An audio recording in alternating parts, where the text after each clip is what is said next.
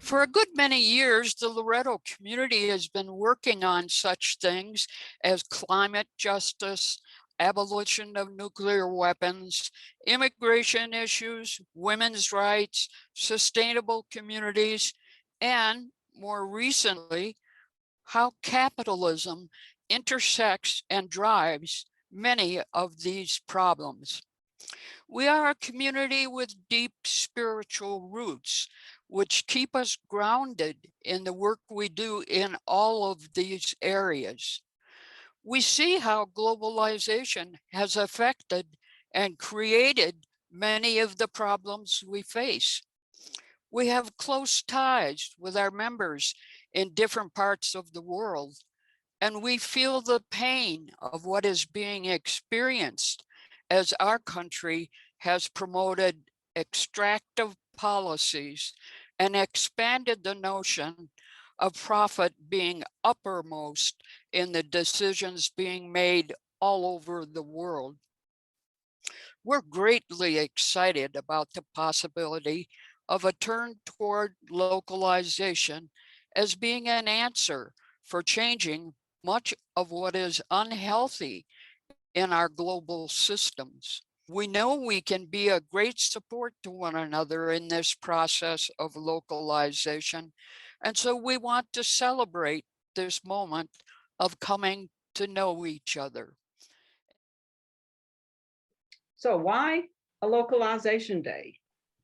We represent the Loretto Link Working Group Cooperative Economics. We began reading and informing ourselves at the end of last year and came upon a video, Economics of Happiness, prepared by Local Futures. Today, we will see the abridged version.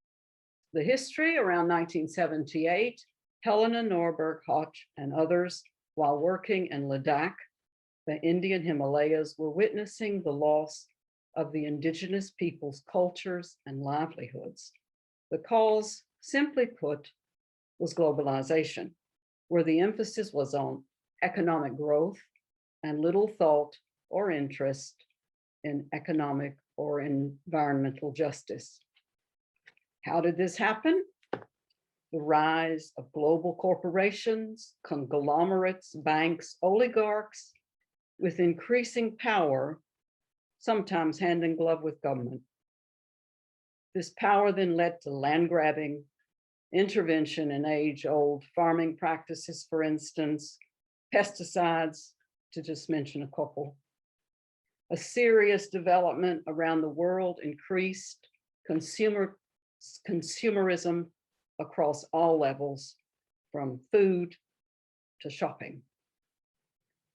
Plant-based ecology with place-based economies was a way forward. Local enough to enable people that live somewhere, anywhere, to reclaim their lives and protect their place while protecting nature and the environment. Recently, their week's conference in June on localization and food was held with 70 groups and partners from 30 countries on 6 continents, all sharing what they are involved in. Let us continue to support and work for a future for everybody. This is urgent and incumbent upon us, and urgent for Mother Earth.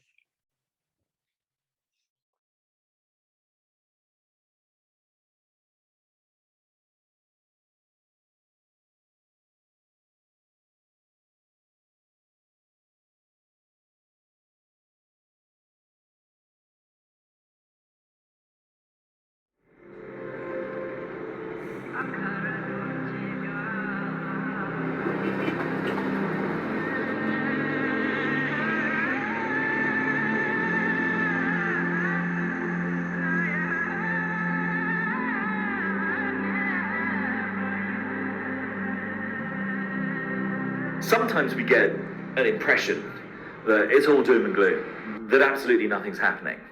That's both complacent and wrong. Wherever you look, there are things happening at the local level that, if they were identified and supported by government, could rapidly accelerate the change to a more sustainable way of doing things. It could be more vibrant and diverse and abundant, and people working closer to home, spending more time with their families, breathing cleaner air, eating better food. There is a constant pressure on people to have bigger, better, more. But of course, in the end, what does it bring us? It doesn't bring us happiness.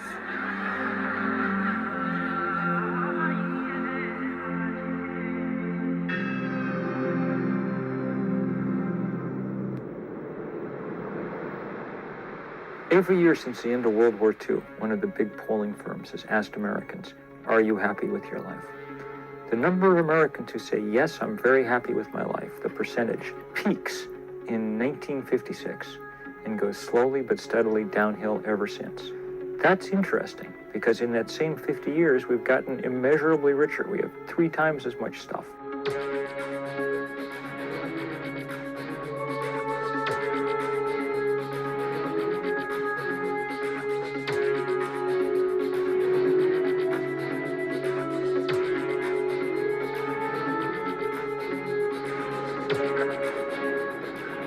Globalization is the most powerful force for change in the world today. It's the rapid expansion of a process that started about 500 years ago. At that time, Europeans conquered and colonized much of the world. They dismantled self-reliant economies and enslaved their populations, forcing them to work in mines, cotton fields, and tea plantations. In the mid-20th century, colonialism gave way to a more subtle form of enslavement: debt.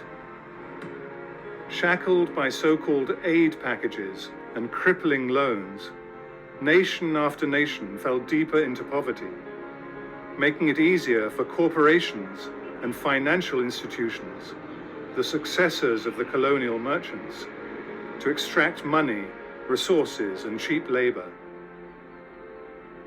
Today, those transnational businesses have grown so large and powerful that they effectively control governments, dictate economic policy, and shape people's opinions and worldviews. Yet the push for growth through global trade in both goods and finance continues. In order to compete, the big corporations are demanding ever more deregulation, still further globalization. It's an agenda that has major implications for both ecosystems and people around the world. The stresses on the average household have increased enormously. Their jobs are much more demanding, more travel, more access at any time. It's corporations who are raising our children. Who's driving the food choices of children? Who's driving the entertainment choices of children?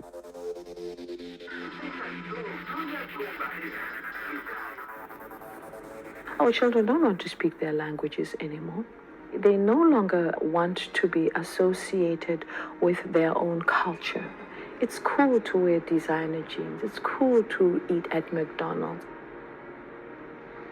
跟中国人就是不一样，他比较有品味，比较时尚，在穿衣服方面就比较很随便，但是这样。 Encouraging consumerism threatens the ecological fabric of the entire planet. Natural resources are already stretched to breaking point by population pressures. And yet we have an economic system that encourages each and every one of us to consume more and more and more.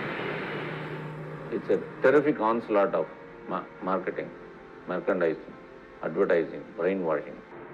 So we are on a big consumptive splurge. The consumer culture that globalization promotes is increasingly urban. The moment a person moves into the city, the energy use shoots up, the water use shoots up. The infrastructure to run a city per capita is much bigger than the infrastructure to produce a high quality of life in a village. You cannot have infinite growth on a finite plane.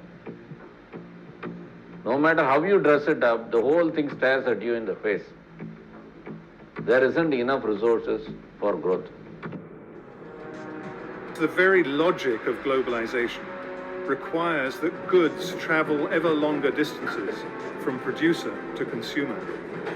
Because of hidden subsidies and skewed regulations, food from the other side of the world tends to cost less than food from a mile away.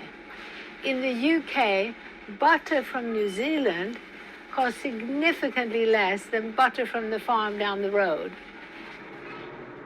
We often hear about efficiencies of scale, but actually the truth is what we've developed today is a system that could not be more wasteful. We have English apples flown to South Africa to be waxed, flown back again to be sold to consumers. The whole process involves incredible quantities of waste. A series of treaties, new ones almost every year, promote economic growth through international trade. As a consequence, countries today routinely import and export nearly identical quantities of identical products. Every day of the year, grain, meat, live animals, canned goods, and a whole range of manufactured products, not to mention waste, even used batteries, crisscross the planet. All of this at a time when rising CO2 emissions are threatening our very survival. The global economy has become a casino, and we're all potential losers. One major casualty is our jobs. Corporate mergers, takeovers, relocation to lower wage countries threaten the livelihood of virtually all of us. Accountants, assembly workers, even CEOs. And when we retire, it gets no better. As we've seen recently, pension funds are at the mercy of uncontrolled speculation. When people are pushed off the land into crowded cities, members of diverse ethnic and religious groups are forced into intense competition for the few available jobs. Differences that were once accepted become a source of fear, fundamentalism, and conflict. Globalization, which is creating the gap between the rich and poor, is directly affecting the survival of certain people, a lot of people. हमको जमीन देगी तो हम किसान से हम खुद मेहनत करके खा लेंगे, हम किससे कुछ नहीं मांगेंगे। हमारे गांव में हमारी खेती बाड़ी हमको मिली या थोड़ी। You destroy language, you destroy the roots of who you are, you destroy the history, and you become nobody in the world. Globalization, with its homogeneous way of looking at the world and that we must have one world view, is extremely dangerous. There are billions and billions of dollars being poured into continuing business as usual, whether that's subsidizing fossil fuels, whether it's subsidizing huge monocultures, whether it's giving corporate welfare to some of the already largest and most powerful corporations around. At the global level, regulations are being increasingly stripped away, with the effect that transnational corporations and banks are free to operate across the entire planet. Meanwhile, at the national level, there's ever more red tape and bureaucracy. This places an unfair, disproportionate burden on small and medium-sized businesses. Only with a full cost accounting system will we begin to understand that goods that are shipped from 10,000 miles away are actually far more expensive than goods produced locally. If you look at the current system, we're seeing the distance between production and consumption continue to increase. We're seeing the distance between people and power continue to increase. I think economic globalization is responsible for that. It's increasing those trends. And the obvious answer for me is the opposite, and that is economic localization. We've got to begin localizing.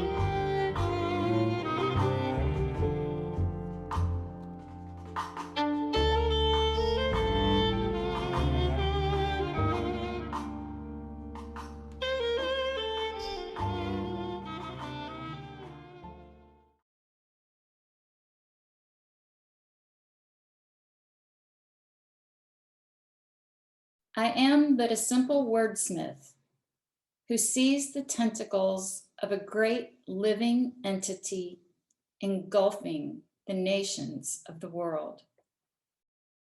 I hear proponents of this creature giving their reasons as to why this world must embrace this trend. I hear opponents protesting and see them resisting.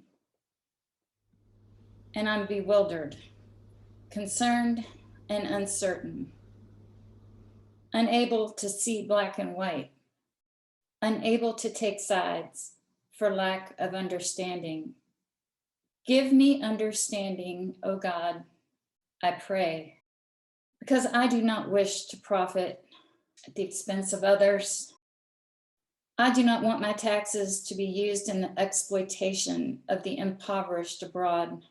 I only wish to see a rising tide lift all boats. But I am still only a simple wordsmith.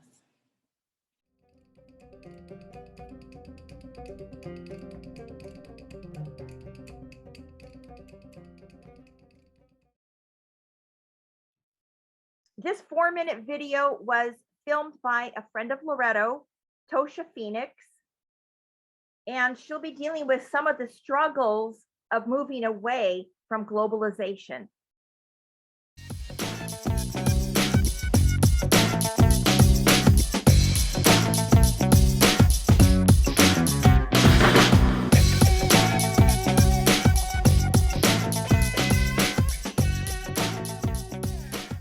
So I had been growing my own food for some time. I started growing because of my son. I wanted to be able to give him healthy fruits and vegetables and food. And so, yeah, that's how I got started. When I was at MCE, and that's Missouri Coalition for the Environment, I got hired as a food justice organizer, and I was doing the work. And the more I was doing the work, the more I was like, where are Black farmers at in these spaces? Who's talking to them? And the narrative, I felt like that was being painted of urban ag was false. These hipster white people who were in St. Louis, who had these businesses that weren't invested in the communities that they were growing in, that they were responsible for this explosion of urban ag in the city. And it just wasn't true. When I started growing, there were Black growers that had been growing for some time in this city, and they had literally laid the foundation for urban ag here. And so in that, I was like, I need to lift up their voices so people would know that, like, this is our history. Everybody was like, oh, we're gonna buy local. We're gonna buy in the city, and we're gonna buy local from local farmers and growers and things like that. But there were no Black farmers at the table. And so I was like, where are the Black farmers? Where are the rural Black farmers? And of course, where are the urban growers? And so I went searching for them, and I found them and was able to really talk to Black farmers, connect with them, and advocate on their behalf. So for me, radical collaboration is two things. It is big orgs who are shifting the way they've operated in the system of racism, white supremacy, and really collaborating effectively with grassroots organizations to help, so they can help them. And these are organizations that usually get the resources, that usually have the spotlight, and they know of their privilege. And so like the thing with that aspect of radical collaboration is that being intentional to work with grassroots who are actually doing work, and not just saying we're grassroots because they're small. And then the other side of that radical collaboration for me is really working with grassroots, working with each other effectively. One of the things is because we don't get a lot of funding, because we get crumbs, and in us getting crumbs, we don't get a chance to do these programs like we would want to see them done. And so it kind of is a war for money. And it puts people at odds, and it keeps you from getting work done. And so radical collaboration on grassroots sides is grassroots effectively working together to be able to do this work, and not be in competition, but really honestly do this work.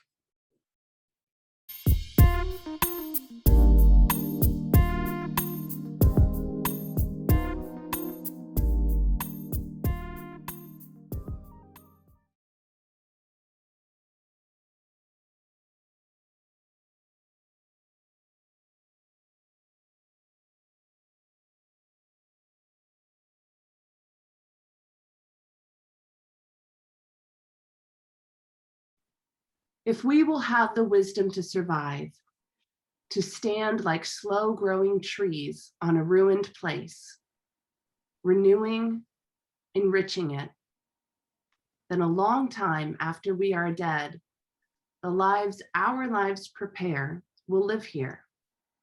Their houses strongly placed upon the valley sides, fields and gardens rich in the windows.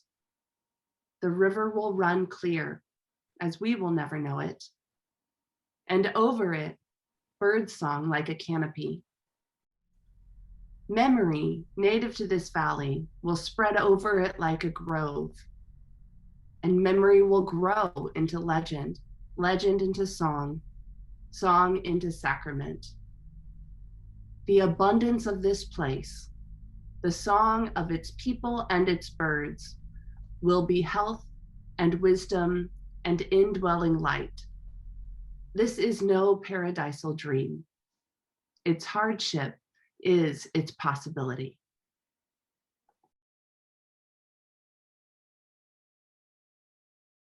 My name is Anya Limbeck.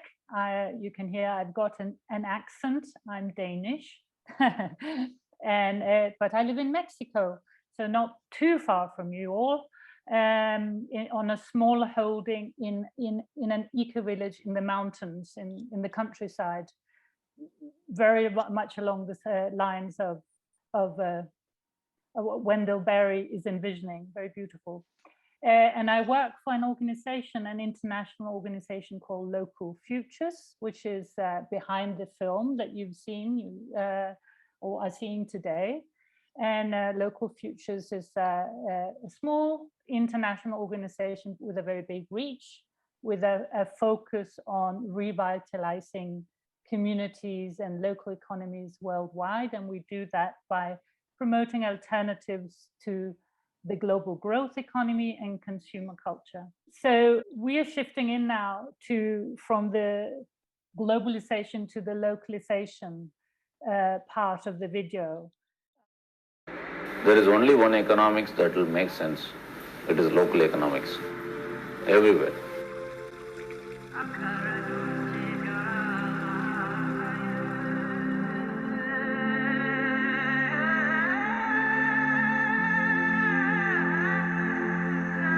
Localization is a systemic, far-reaching alternative to corporate capitalism. Fundamentally, it's about reducing the scale of economic activity. That doesn't mean eliminating international trade or striving for some kind of absolute self-reliance. It's simply about creating more accountable and more sustainable economies by producing what we need closer to home. At a policy level, the first step is to start the process of bringing transnational corporations under democratic control. We need to focus on three key mechanisms that governments use to shape the economy. What they choose to regulate, both at the national level and internationally through trade treaties. What they choose to tax and what they choose to subsidize. At the moment, governments of every political color are using these mechanisms to favor the big and the global. If there's to be any chance of averting further social and environmental breakdown, we need to level the playing field. If, for example, a fraction of the subsidies that have gone into nuclear power or fossil fuels were to go into renewable energies, if a fraction of the subsidies that have gone into the whole infrastructure that supports the private car was to go into mass transit systems, it's incredible what we could achieve.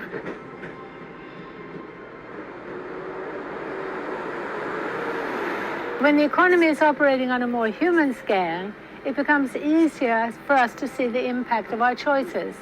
We can see if the environment has been polluted with chemicals or if workers have been exploited. And so business becomes much more accountable. One of the most important studies that we have on the effects of local business compared the impacts of $100 spent at a local bookstore versus $100 spent at a chain. $100 spent at the local bookstore left $45 in the local economy. $100 spent at the chain left $13. So we get 3 times the income effects, 3 times the jobs, 3 times the tax proceeds for local governments.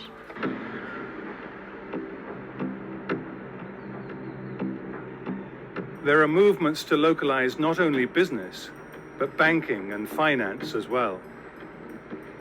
One of the things we have to do is to put finance back into its box. So the re-regulation of the banking sector is vital. Breaking up banks that are too big to fail, or was called too big to fail. Separating speculative functions from high street, main street, retail functions of banking so that money becomes our servant once more rather than our master.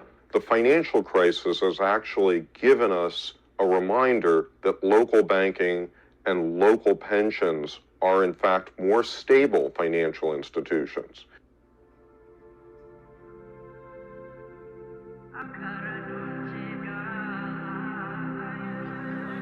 A whole array of food-based movements is emerging. Farmers' markets, consumer-producer cooperatives, community-supported agriculture, edible schoolyards, slow food, permaculture, and urban gardens. If you shorten the distance between producers and consumers, you're cutting out your food miles, you're cutting out your emissions, your oil dependency, you're putting money straight back into the local economy where it's desperately needed. In Detroit, a city hit hard by the collapsing car industry, a focus on local food is helping people regain control over their own lives. So any and everybody can eat, but the only thing we ask is come get dirty. If you see a weed, pick a weed, and you can always eat. Yeah, I mean, people looking for the garden. See the tomatoes over there looking good. Can I get a couple of those?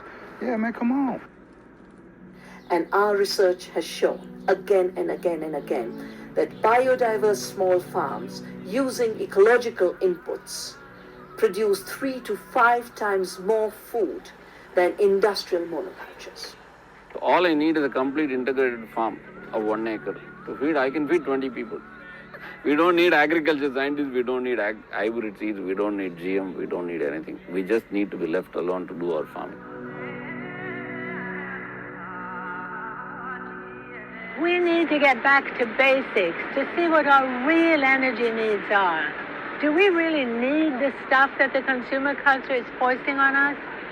And couldn't most of our real needs for clothing and housing, for food and drink, be produced far closer to home? If we cut out the outrageous waste inherent in the current system, we'd be able to meet a far higher proportion of our energy requirements from decentralized renewable sources. The wide range of renewable energy technologies, small, medium, large scale, will pound for pound, dollar for dollar, yen for yen, give you between 2 and 4 times as many jobs as the kind of centralized, old-fashioned energy technologies we've got at the moment. There's a win-win-win.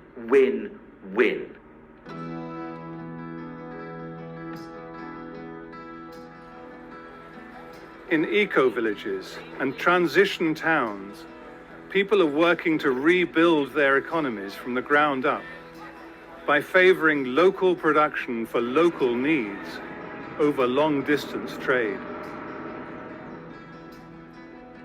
Bringing the economy home back to the local level isn't about sacrifice. It's not about returning to the dark ages and asking people to do things they wouldn't want to do. On the contrary, it's about enriching our lives. When we localize, we give our children role models and I think a standard that they can live by, that affirms them and affirms who they are in society. Rediscovering the values of community and mutual caring, that's where the real happiness, the real well-being lies. Consumerism has got us weighed down with carbon chains, and I suppose the message would be, break your carbon chains, be free, have a better quality of life. The wonderful thing is that as we decrease the scale of economic activity, we actually increase our own well-being. That's because at the deepest level, localization is about connection. It's about re-establishing our sense of interdependence with others and with the natural world. And this connection is a fundamental human need.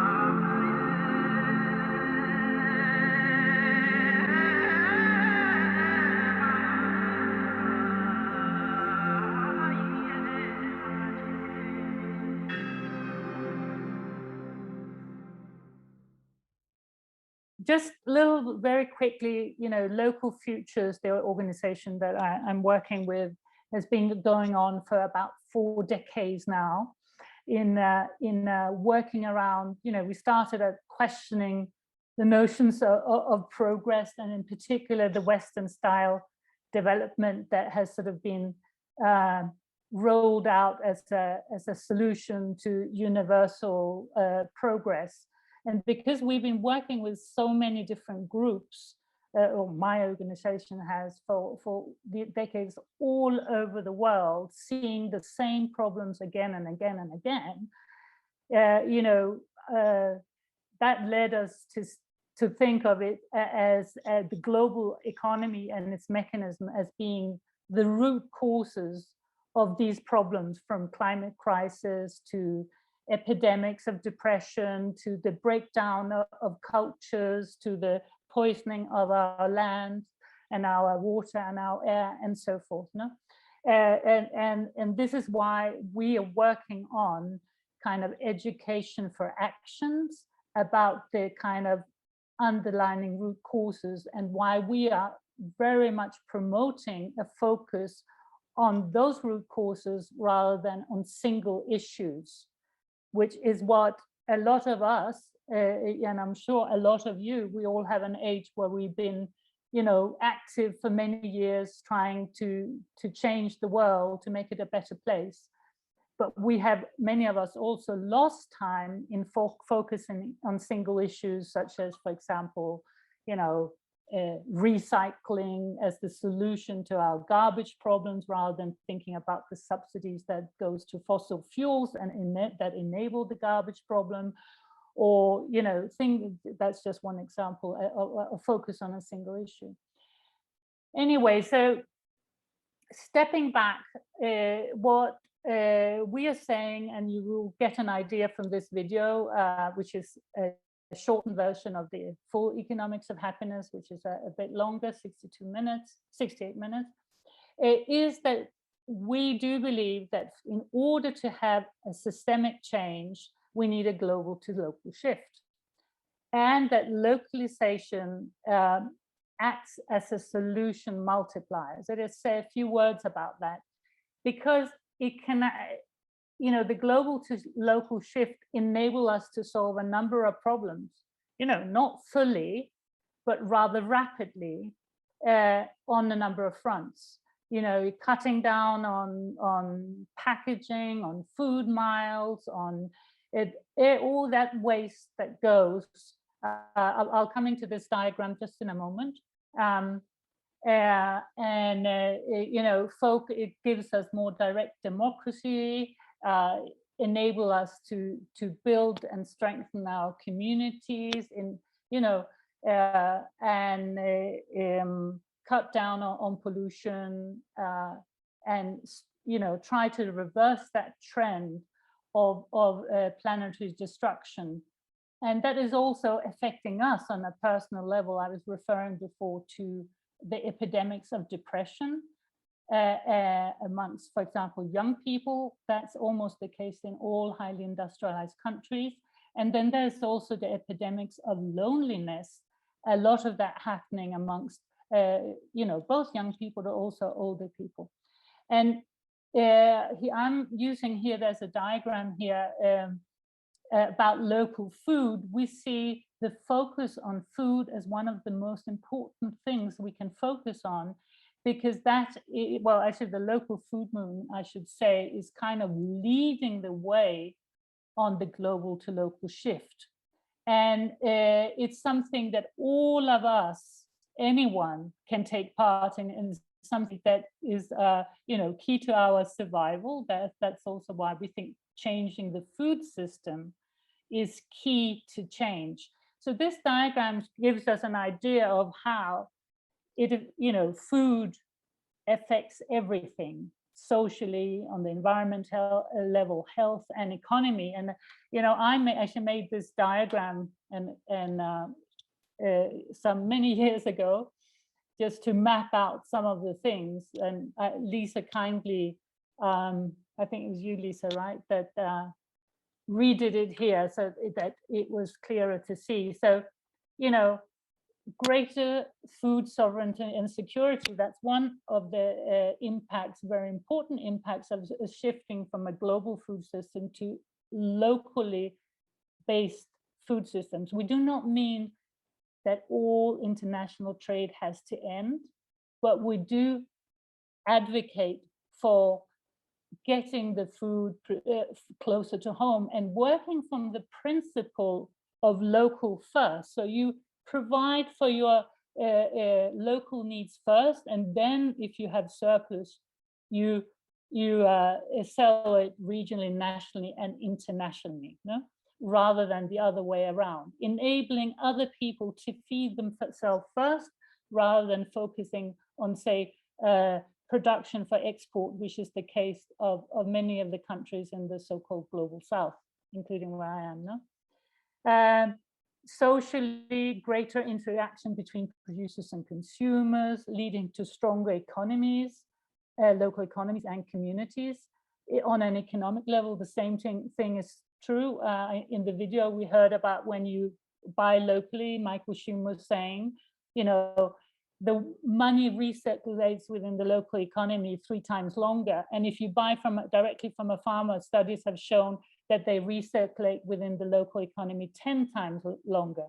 That's equal to plugging the leaks. Whereas if you go down to a supermarket, and buy something there, a big chain store, all the money will go into distant shareholders, and the surplus will be used to make a big chain store somewhere else that will put both local farmers and local retailers out of business. No?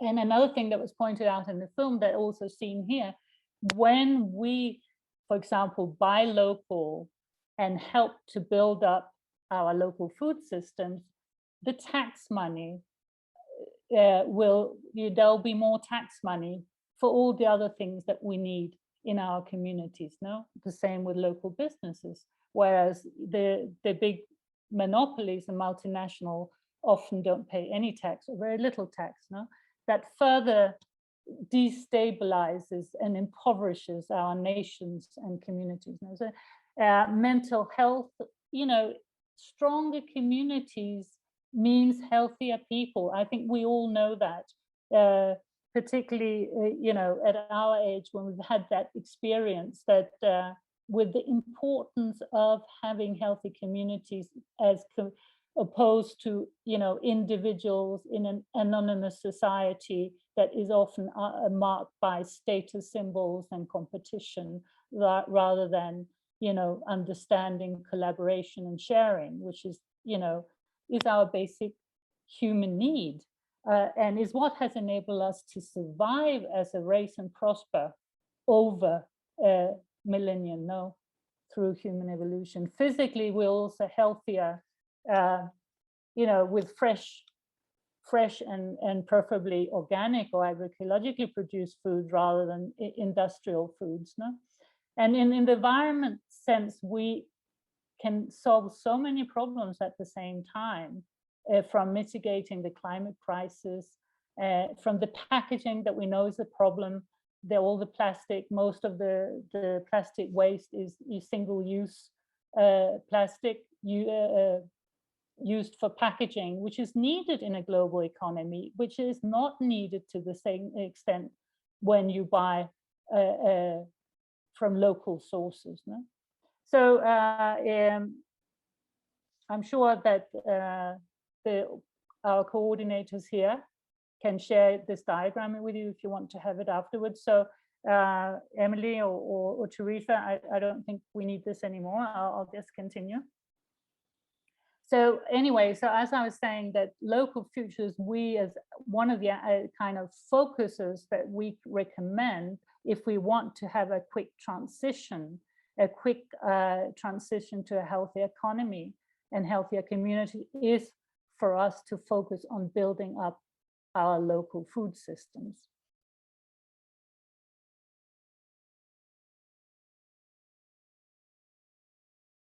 But overall, we're saying that in order to achieve system change, we actually need to work on two levels, like a two-pronged approach, resisting the global corporate economy and renewing our communities, renewing on a local level. So we think that both is needed in order to create a systemic shift, because I'm sure you have experience with that you're doing really good stuff on a local level, and at time and again you are stopped by or limited by regulations or the things outside your control. We all feel that. So it's a bit like every time good efforts are in motion, they get limited by a global economy that we all caught up with, which is essentially only benefiting a small number of, increasingly small number of monopolies. No?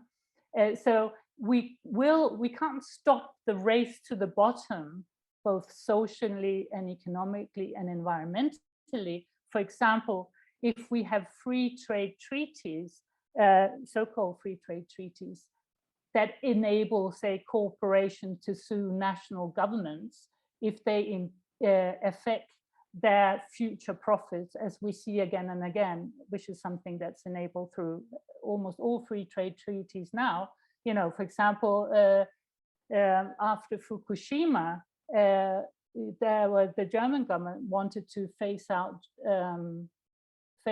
nuclear power, and it was the German government was sued for 3.5 billion euros by the Swedish energy giant that had planned to make lots of money for I don't know how many generations. You know, that's just one example. Or Australia was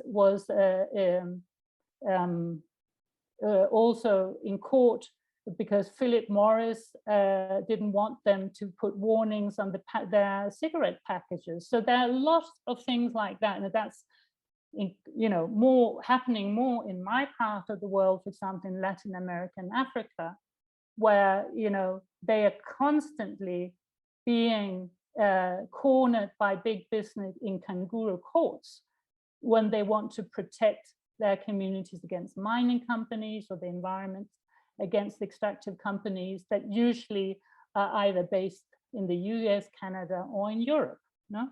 And so we can't just work on a local level when we have this kind of casino economy that is competing on the lowest common denominator, because they can move around if they don't like the regulations, the conditions. If they don't get tax exemptions, they move somewhere else where there's some desperate government where the economy is already eroded, perhaps squeezed in this global corporate economy, and they want to have new jobs, and so they say, come in, okay, you don't have to pay any taxes, you get free land, you get free electricity. Now, how a local business going to compete against that? They can't, not because they're not more efficient, not because of efficiency of scale, but because the corporations are subsidized and have unfair advantages. No? So we have to reverse that. That's why we have to resist and renew at the same time.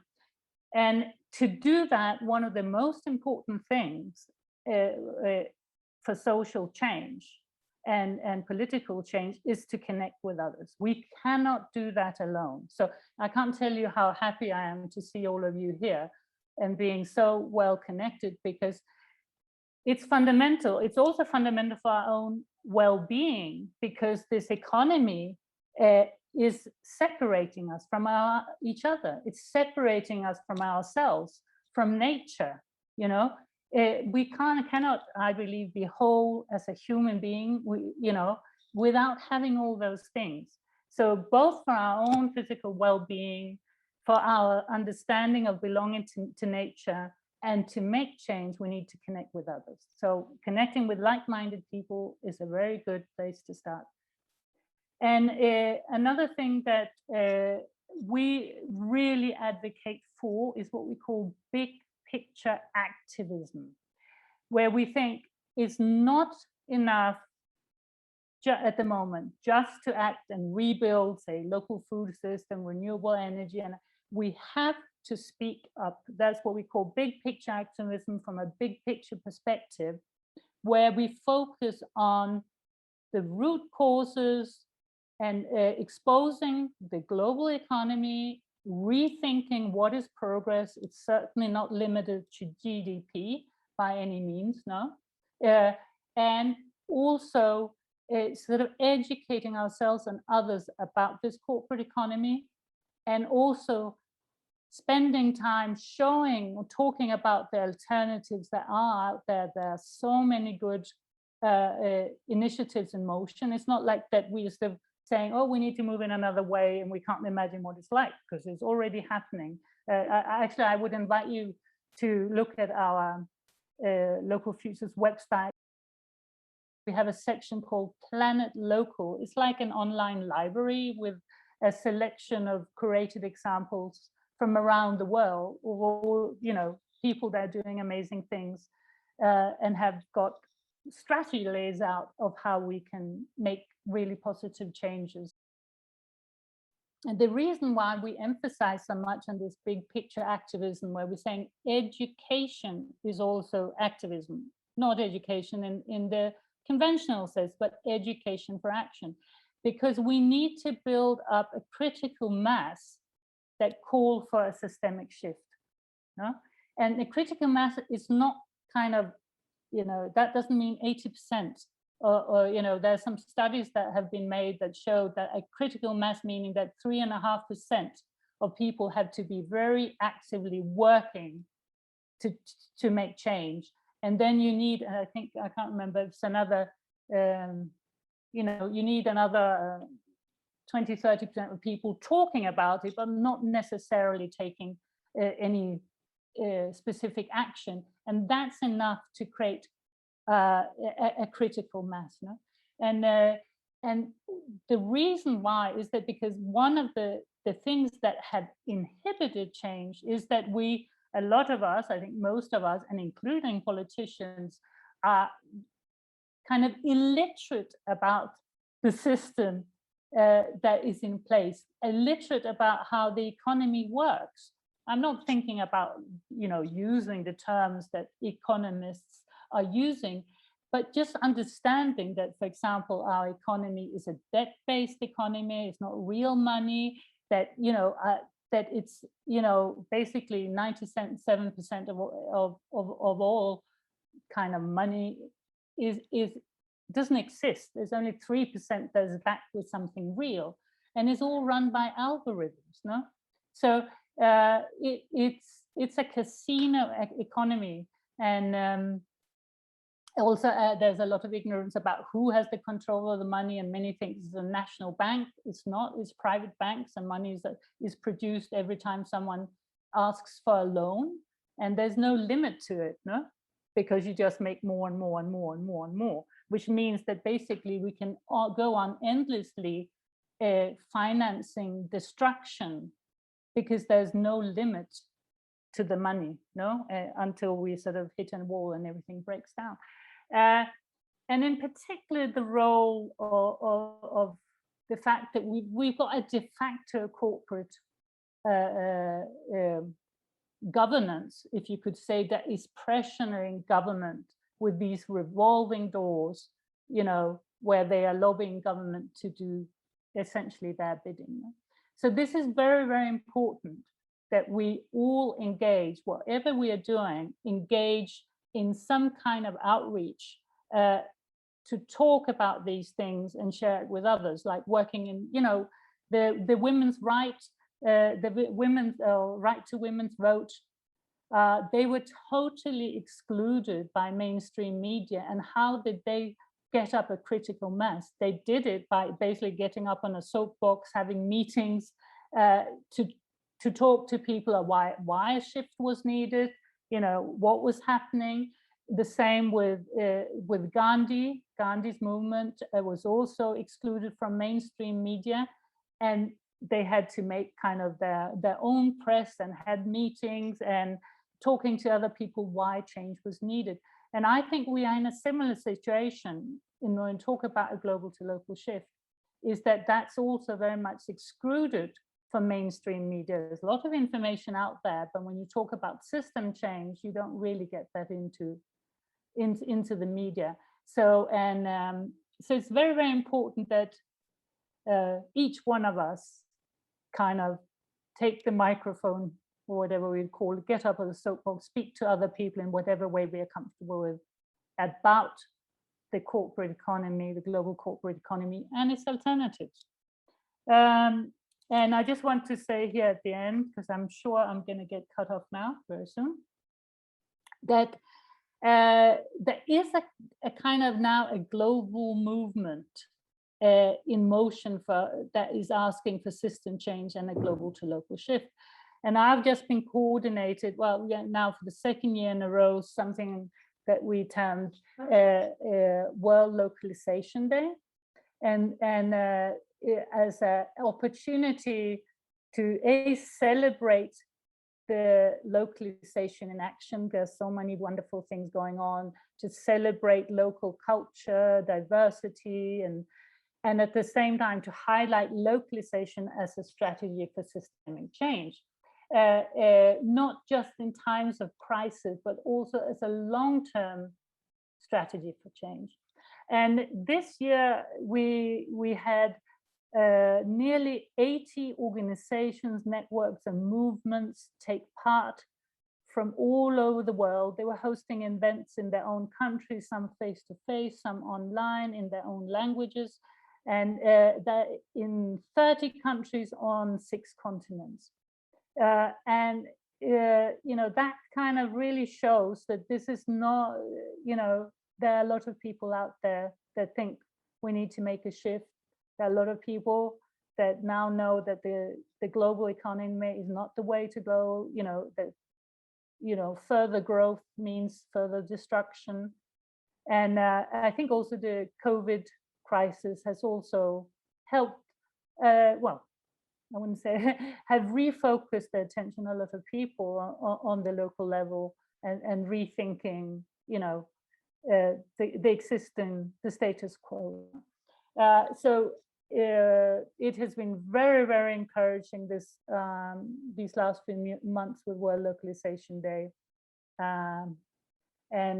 So that's the kind of thing that gives me a lot of hope. So what we normally say to people when they ask us, what can we do? We have, say, 5 key actions, and I mentioned 3 of them, I think. But I'll just conclude with that. Just connect with others, change the I to a we, rethink and educate for action, the big picture activism, resist and renew, which you've been talking about. And the 5th one is celebrate. Don't forget to celebrate life and cultivate happiness. And that also means celebrate, the little victories and things that we are doing, because the process has to be enjoyable. Otherwise we'll get burnout, and we're not going to inspire anyone. If we want to say, here's a beautiful world we can make, if we are all miserable, stressed out, and bogged down with all the bad things happening. So celebration and cultivation of happiness is very important. So there's a very inspiring little 4-minute film.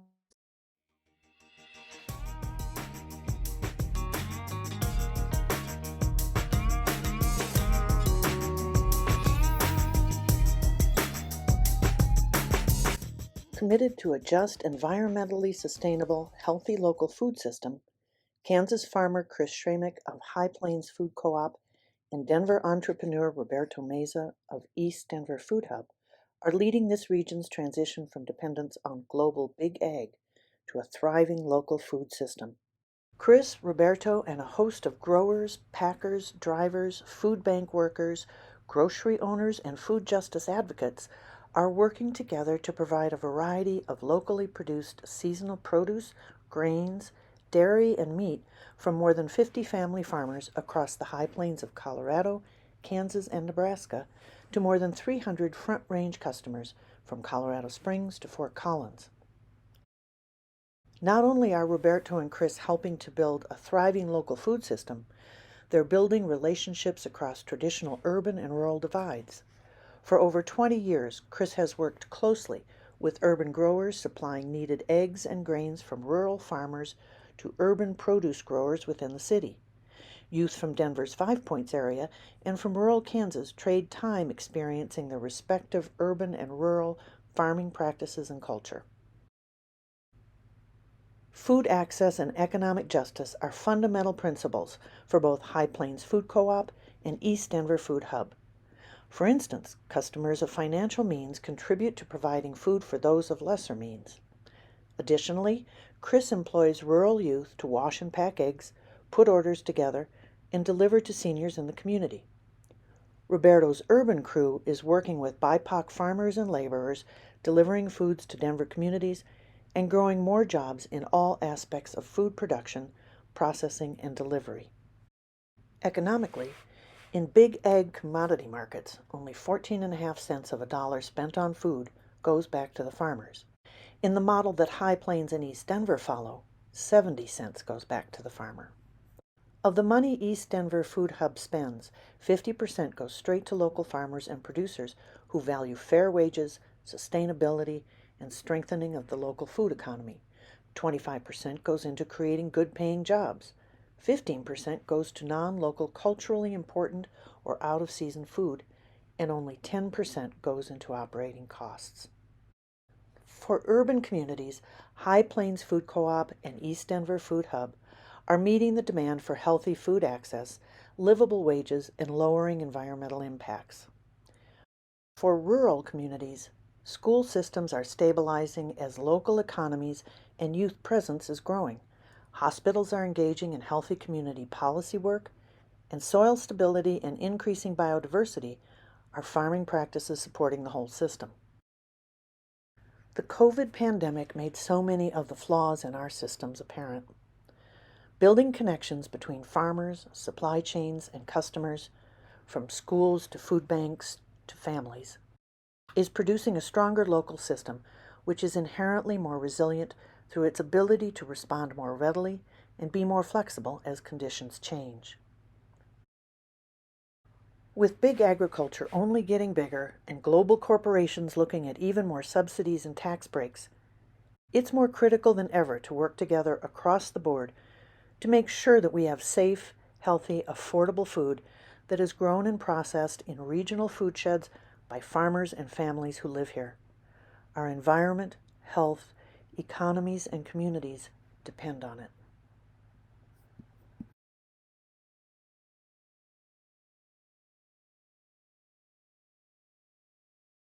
So I will leave you with that and the beautiful video. It's a privilege to be here. Thank you for inviting me.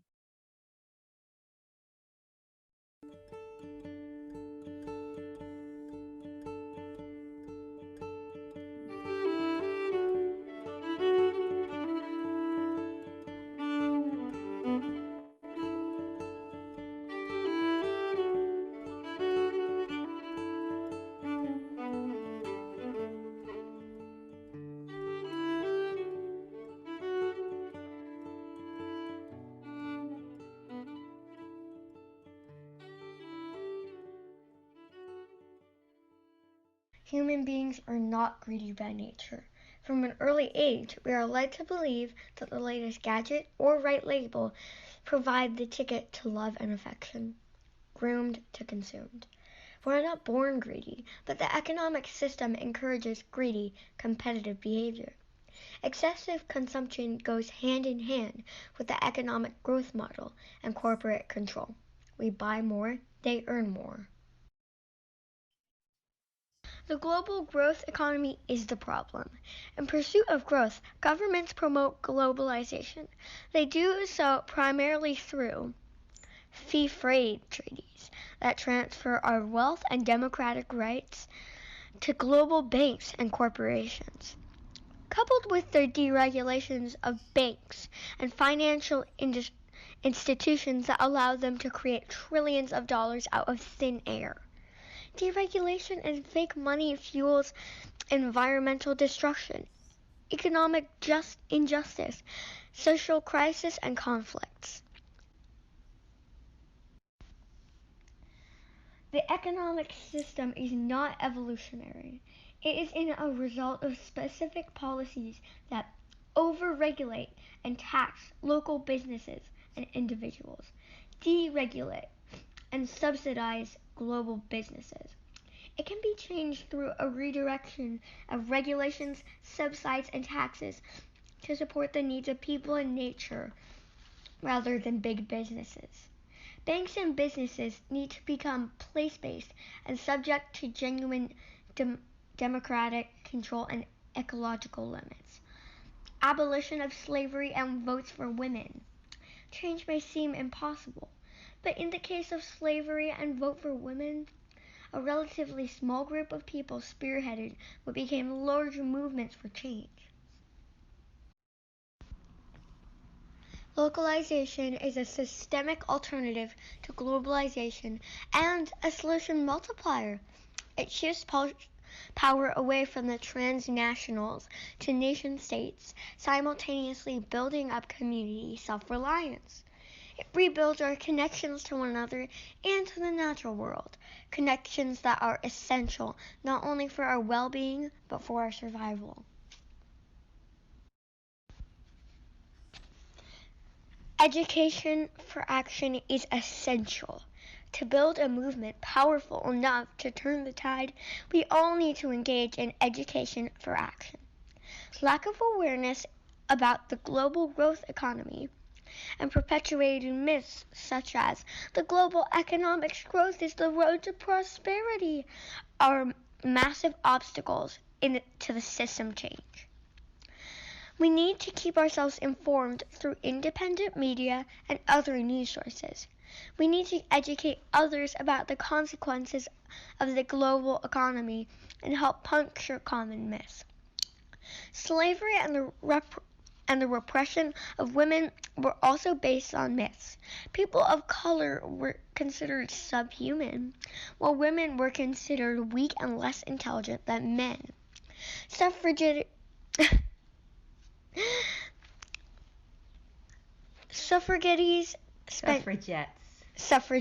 spent years educating the public to build up a movement.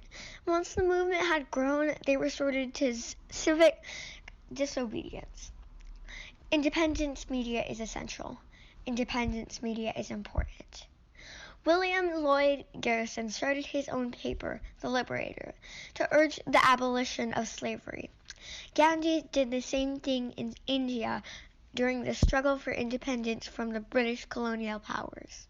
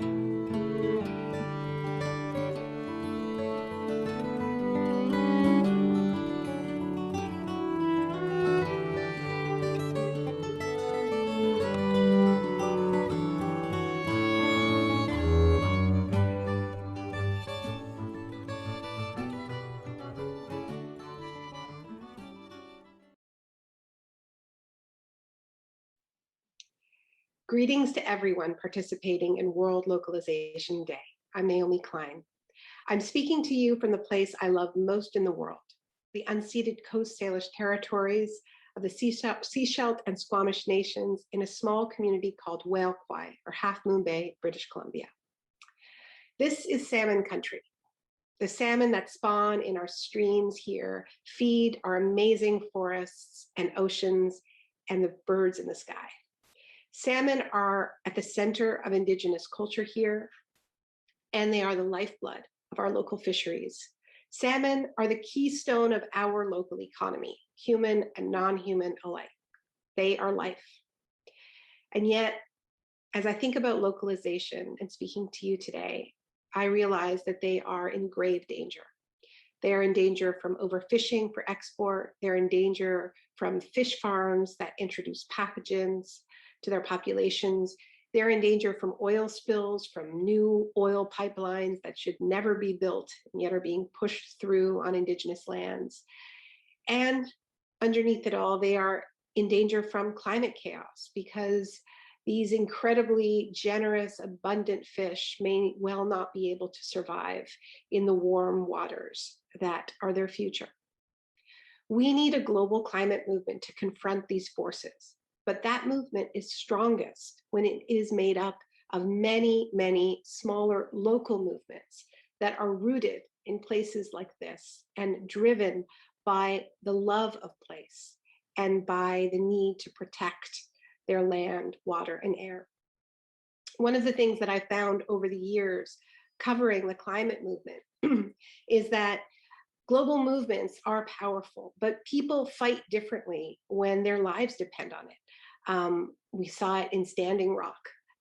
We see it in so many locally based struggles against purportedly a pipeline or a new coal-fired power plant, but underneath that, they're not against anything. They're for something. They are for the place where they live and the place that sustains them. I've also spent much of my life studying the impacts of large shocks on societies. And one of the things that happens in the midst of large-scale shocks and crises is that we realize very quickly how vulnerable our globalized supply chains are. And in the rocky world of climate chaos, we're seeing many more examples of this. One that springs to my mind was what happened to Puerto Rico when it was pummeled by Hurricane Maria. That was a Category 5 storm, devastating impact. It knocked out the port, it knocked out communication, it knocked out, obviously, energy. What made Puerto Rico so vulnerable and what made that such a deadly storm was not just the impact of the storm itself, but the aftermath when those supply chains that provided imported energy and imported food were severed. And it made no sense, you know, for an island like Puerto Rico, so with such fertile soil and such abundant sun and wind, to be importing fossil fuel energy and to be importing so much food and exporting what they were growing. And, you know, these sometimes feel like abstract issues, but when there is a shock like that, it's the difference between life and death. Localization in this context is survival. Here in Canada, we did a pretty good job in the face of the pandemic in the first phase. But when it came to vaccination, we were caught completely flat-footed because in Canada, we've lost our ability to make vaccines. So once again, survival depended on these global supply chains and global corporations, and it hasn't turned out well. We already knew that living more locally was good for the planet. If it's done intelligently, it can dramatically lower emissions from shipping and other forms of transportation. And many of you participating in this gathering have been saying this for decades upon decades. But the truth is that even if we do reduce emissions very rapidly, as we must, we've done so much damage that we will be facing more shocks, more novel viruses, more cataclysmic storms.